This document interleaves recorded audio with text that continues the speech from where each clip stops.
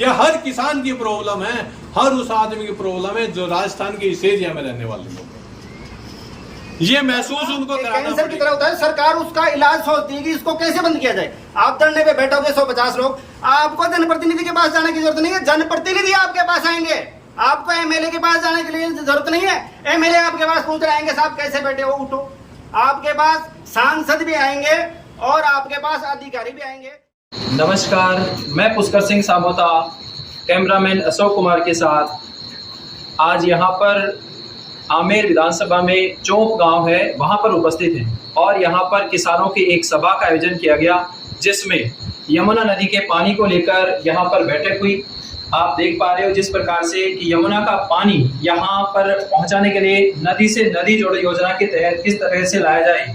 किसानों की आज पानी की समस्या है, खेती बाड़ी की समस्या के साथ साथ पीने के पानी के संकट की सुविधा हो।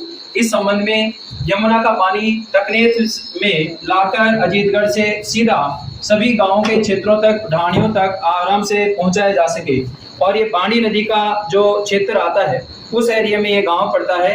यहाँ पर बात करते हैं यहाँ के स्थानीय लोगों से। यमुना का नदियों में छोड़ा जाता है। हरियाणा बचेगा जो हमेशा डूब जाता है, दिल्ली बचेगी जो हमेशा डूब जाती है। और वो तबाही जो मस्ती है उससे हमारे परिवार पल जाते हैं, हमारे जानवर पल जाएंगे, हमारी खेती बाड़ी पल जाएगी।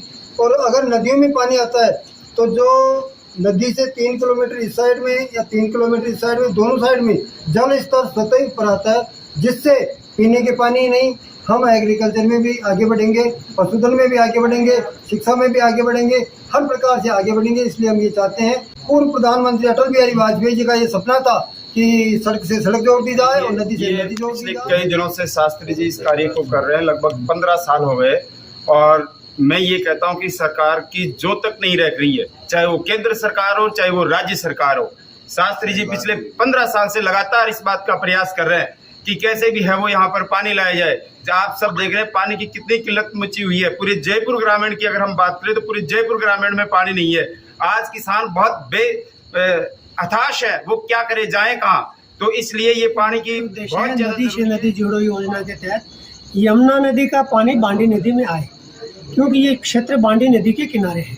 और बांडी में आने का मतलब है कि दोनों तरफ कई किलोमीटर तक कुओं में पानी का जलस्तर बढ़ने से यहाँ की जीवन पद्धति आसान हो जाएगी। ये आए कैसे, इसके लिए अपन ने अध्ययन किया, राज्य और केंद्र सरकार की योजनाएं देखी, तो पाया कि नदी से नदी जोड़ो जो 2002-03 से केंद्र सरकार ने चालू कर रखी है। अब तक 30 परियोजनाएं मंजूर हो चुकी है, 2 परियोजनाएं पिछले बजट में भी पास हुई है।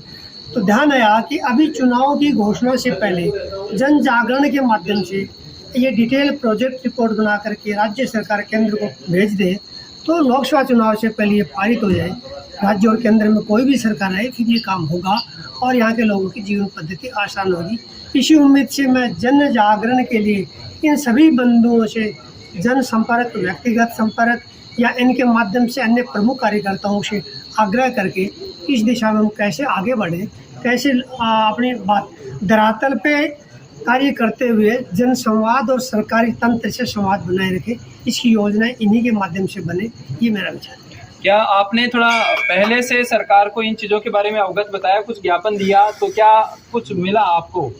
पिछले 12-13 साल से तो निरंतर पत्र व्यवहार चल ही रहे हैं। पिछले समय वसुंधरा जी के कार्यकाल में ऐसे 20 पत्र हैं जिनकी प्राप्ति रसीद मेरे पास है।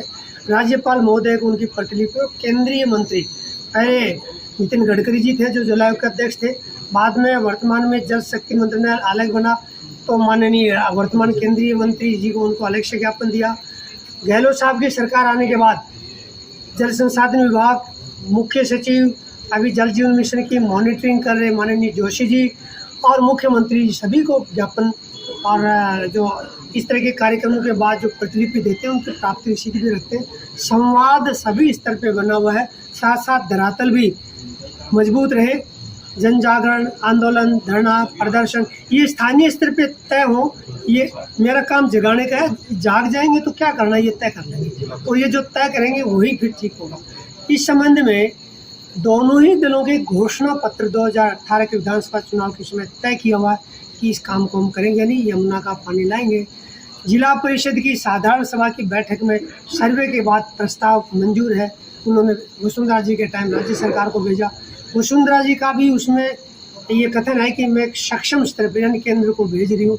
तो सभी स्तरों पे लिखित में इसकी बात हो चुकी है, चर्चा हो चुकी है, जानकारी आ चुकी है सभी अच्छा, मैं विधायकों से। आपसे एक पूछना चाहता हूँ, लगभग कितने गांव होंगे और यहाँ पर कितनी आबादी होगी जिनको ये फायदा पहुंचेगा नदी से नदी जोड़ो योजना? थोड़ा सा आंकड़ा आप बता सकते हो? नदी से नदी जोड़ो से जयपुर जिला ग्रामीण लोकसभा के 8 सीकर जिले की श्रीमाधोपुर नीमका थाना और नागौर जिले के 2 विधानसभा क्षेत्र, टोंक जिला जो कि अपनी बनास आगे जाकर ये बांडी बनास नदी में मिलती है, टोंक जिला के 2 विधानसभा क्षेत्र, जयपुर जिले के मैंने बताया कि 8 विधानसभा क्षेत्र है। इस तरह से एक लंबा चौड़ा इलाका है जिसमें बिना यानी कम खर्चे से अजीतगढ़ गढ़ तक नेट पानी छोड़ने के बाद स्वाभाविक रूप से जो पहले से स्रोत बने हुए हैं, पहले से जो नदी नाले बने हुए सरकारी रिकॉर्ड में वो सरकारी जमीन है, उनके माध्यम से लोगों को लाभ होगा। तो न जमीन अधिग्रहण होगी, न सरकार का खर्चा होगा और न किसी तरह का सरकारी तंत्र का पंप हाउस या पेट्रोलिंग का खर्चा होगा। तो इसका मतलब बांध बनाना पड़ेगा या बांध पहले से बना हुआ है जिसका आपने नाम जिक्र कर रखा है? अजीतगढ़ तक नेट से बुचारा बांध जो कोटपुतली के पास है, जौनपुरा बांध जो शाहपुरा के पास है, जमोरामगढ़ जिसमें ताला मोड़ होते हुए यहाँ का पानी जाता है, इधर कालक, हिंगोनिया, छापरवाड़ा और छोटे बड़े कई बीच में बांध हैं। ये सभी सुरक्षित हैं।